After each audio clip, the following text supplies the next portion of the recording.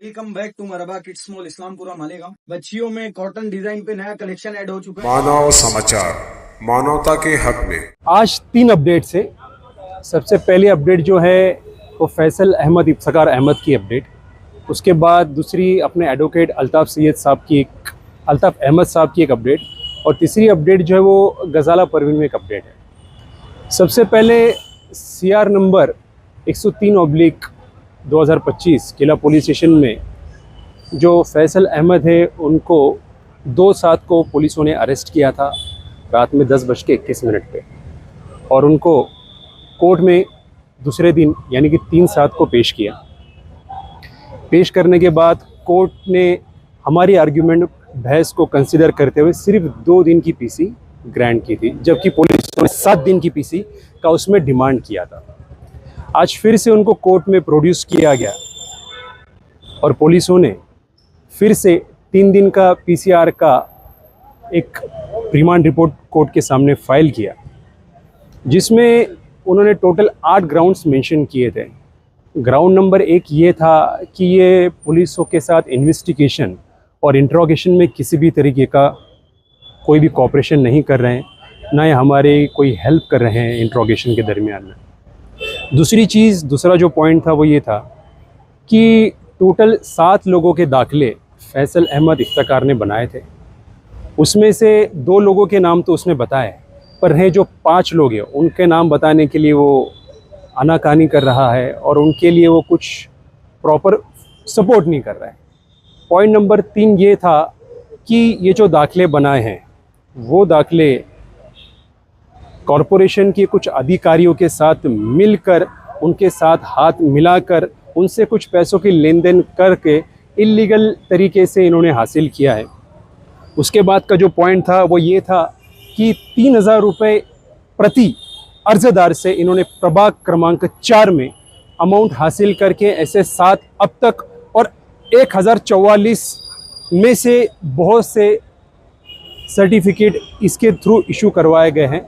तो जो पैसा इसने लोगों से लिया है 3000 रुपये, वो कैश में लिया है या फिर ऑनलाइन लिया है, उसके हमको इंट्रोगेशन इन्वेस्टिगेशन करने की सख्ती से ज़रूरत है। इसलिए उन्होंने 3 दिन की PC मांगी थी, पर कोर्ट ने उनको सिर्फ परसों तक की PC दी है in the interest of justice.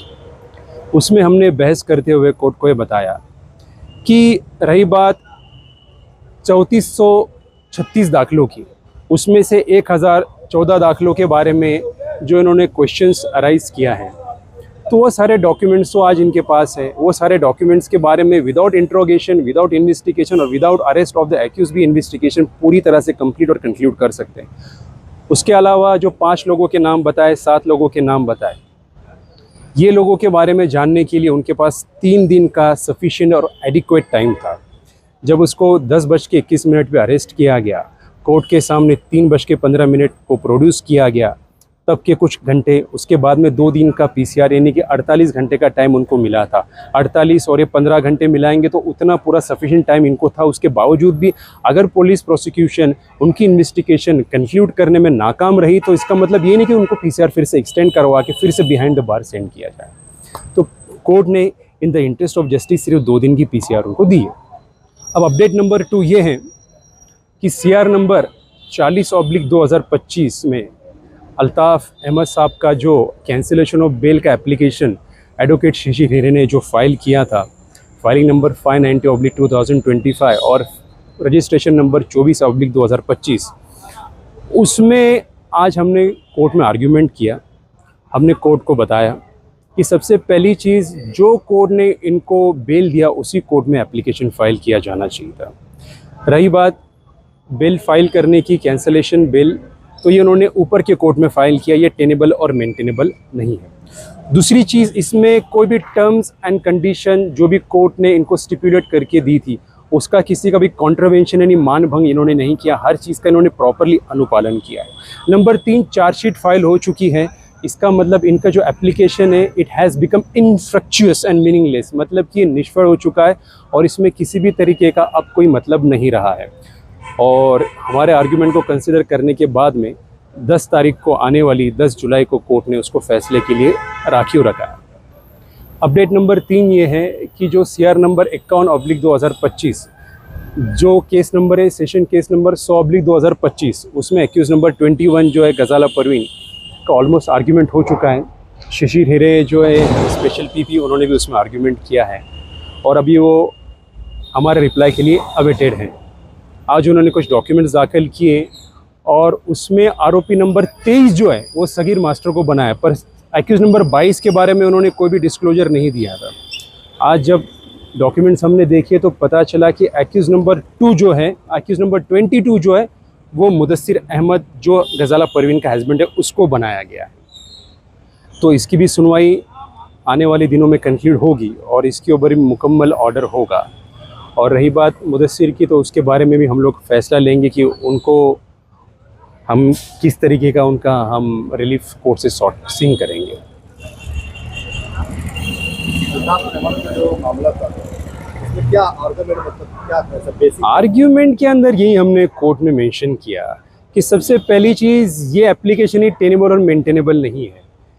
आज एक सीनियर एडवोकेट साहब जो एप्लीकेशन कोर्ट के सामने मूव कर रहे कैंसिलेशन ऑफ बेल का, वो किस बुनियाद पे कर रहे हैं? कोई टर्म्स और कंडीशन का तो उसमें मान भंग नज़र नहीं आता, कोई कनेक्शन नहीं है।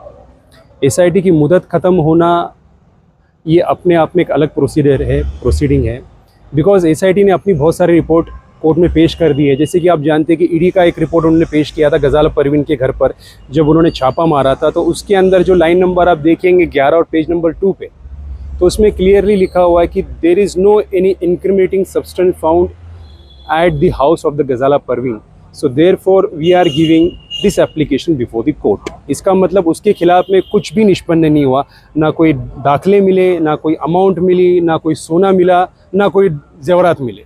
इसका मतलब उनकी इन्वेस्टिगेशन ऑलमोस्ट ऑलरेडी कंप्लीट हो चुकी है।